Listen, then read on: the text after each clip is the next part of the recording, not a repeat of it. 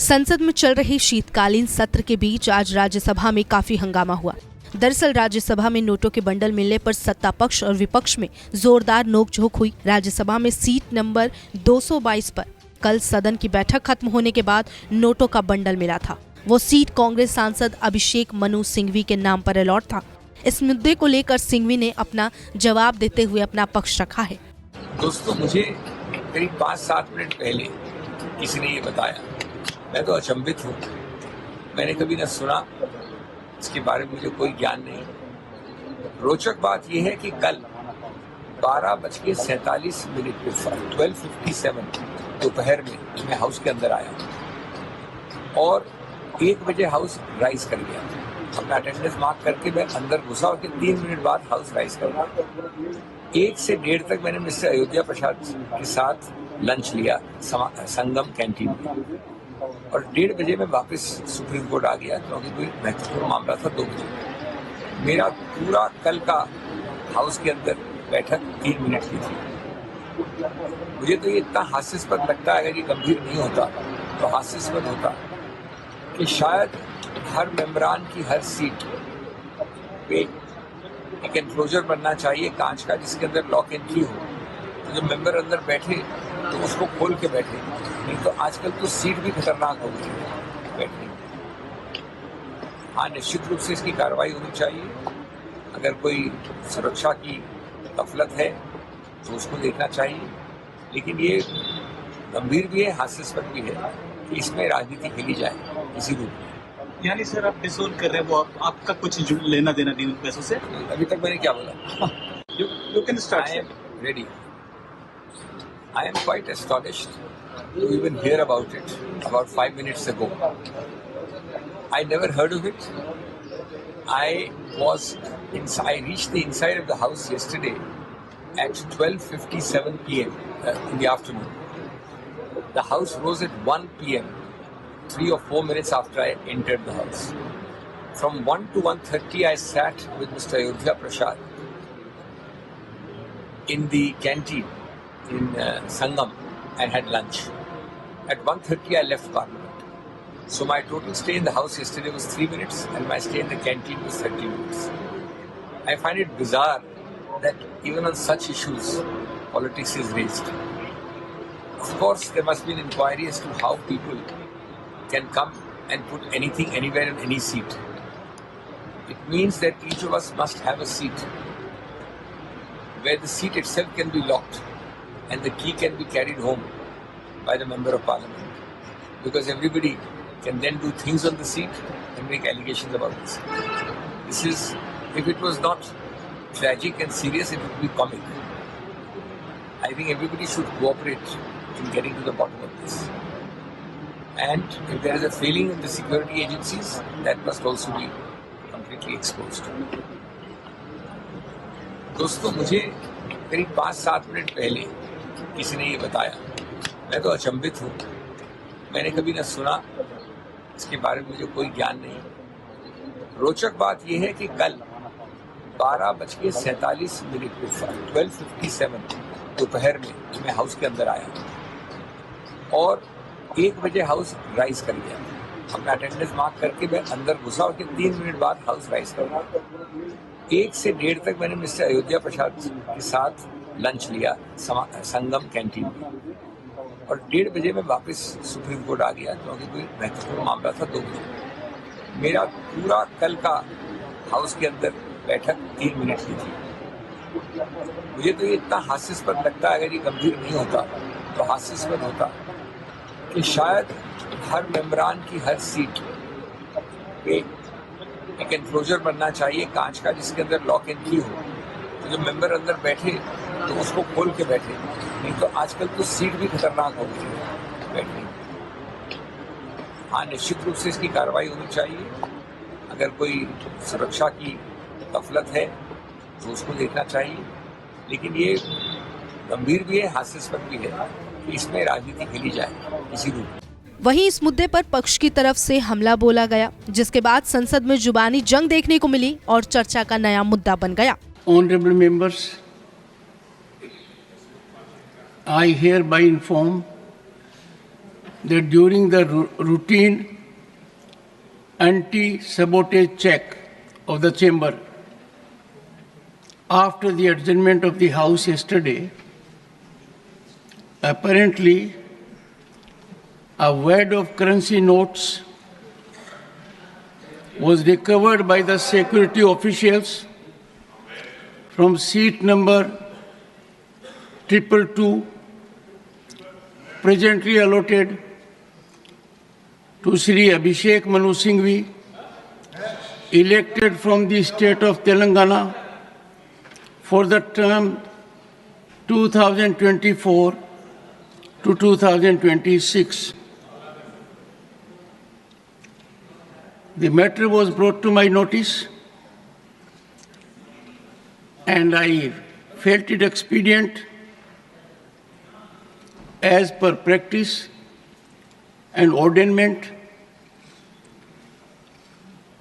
to ensure that investigation takes place in accordance with law, and the same is underway.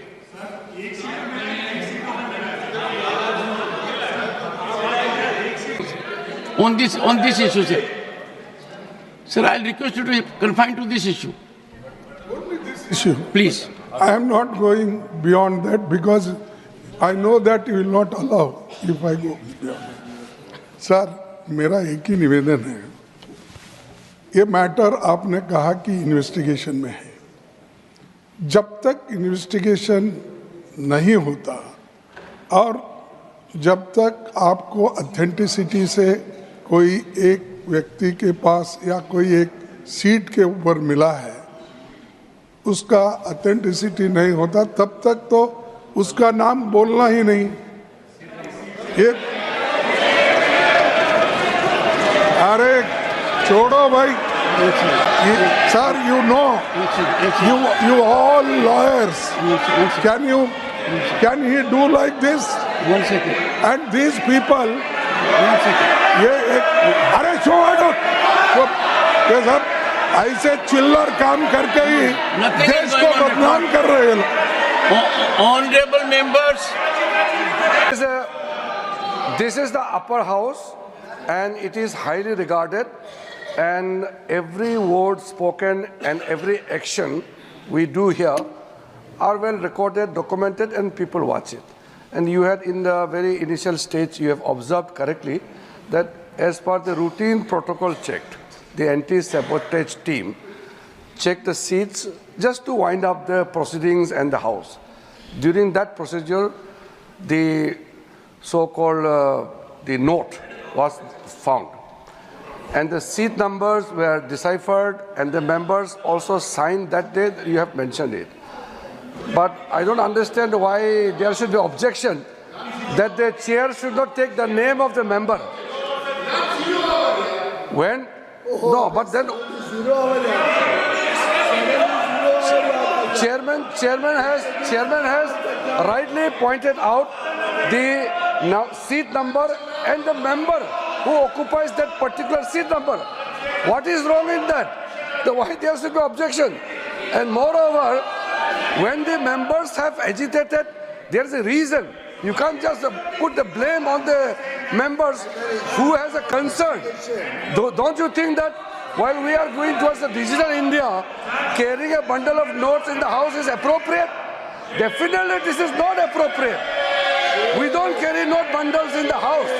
You don't need to pay that much of money if it was a genuine note. So that is why it is a serious matter, and I fully agree with the observation of the Honorable Chairman that there must be serious investigation, and the concern raised by the Honorable members are also very genuine.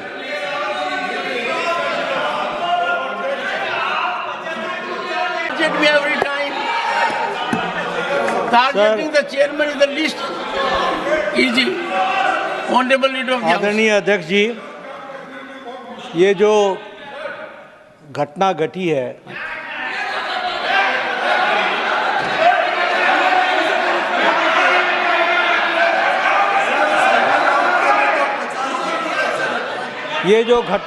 है, ये घटना बहुत ही असाधारण घटना है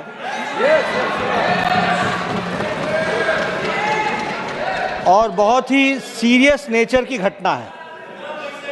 यह घटना पक्ष और विपक्ष में विभाजित होने के लिए नहीं है, ये सदन की गरिमा पर एक चोट है और सदन के कर्तृत्व पर एक तरीके से प्रश्नवाचक चिन्ह है। मुझे आप पर और आपकी रूलिंग पर पूरा भरोसा है कि इन्वेस्टिगेशन डिटेल में होगा और दूध का दूध पानी का पानी होगा। लेकिन प्रजातंत्र में कभी कुछ बातें अपने पक्ष में आती हैं, कुछ अपने विपक्ष में आती हैं। किसी पर आप तीव्रता दिखाओ और किसी मुद्दे को आप मिट्टी डालो, यह ठीक नहीं है।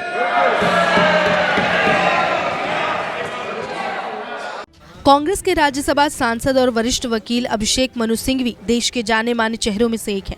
सुप्रीम कोर्ट में बड़े बड़े केस लड़ने के साथ साथ वो कांग्रेस पार्टी के प्रवक्ता भी हैं। उन्हें देश के सबसे प्रसिद्ध वकीलों में गिना जाता है। 1997-98 में वो देश के एडिशनल सॉलिसिटर जनरल भी रहे। खास बात यह है कि वो सुप्रीम कोर्ट द्वारा वरिष्ठ वकील का दर्जा पाने वाले पहले वकील हैं। इसके साथ ही सुप्रीम कोर्ट बार एसोसिएशन के उपाध्यक्ष भी रह चुके हैं। अभिषेक मनु सिंघवी ने अपनी पढ़ाई BA, MA और PhD पूरी की है। PIL की पढ़ाई के लिए उन्होंने सेंट कोलंबिया स्कूल दिल्ली को चुना। इसके अलावा उन्होंने ब्रिटेन की कैम्ब्रिज यूनिवर्सिटी के ट्रिनिटी कॉलेज और अमेरिका की हार्वर्ड यूनिवर्सिटी से भी शिक्षा प्राप्त की है। हार्वर्ड यूनिवर्सिटी से उन्होंने 1983 में LLB की डिग्री हासिल की। उन्होंने जुडिशियल साइंस में PhD कर रखी है। अभिषेक मनु सिंघवी सिर्फ नामी वकील ही नहीं बल्कि काफी अमीर हैं। हलफनामे में वित्तीय वर्ष 2022-23 में अभिषेक मनु सिंघवी की कुल संपत्ति करीब 350 करोड़ के आसपास थी। वहीं उनकी पत्नी अनीता सिंघवी की संपत्ति वित्तीय वर्ष 2023-22 में 11 करोड़ के आसपास बताई गई। कुल मिलाकर सिंघवी एक सफल वकील होने के साथ साथ एक अमीर व्यक्ति हैं। इस घटना ने कई सवाल खड़े कर दिए हैं। सबसे बड़ा सवाल यह है कि इतनी बड़ी रकम संसद में कैसे पहुंची? क्या ये किसी साजिश का हिस्सा है? इन सवालों के जवाब मिलने बाकी हैं। इस घटना से संसद में सुरक्षा व्यवस्था पर भी सवाल उठ रहे हैं।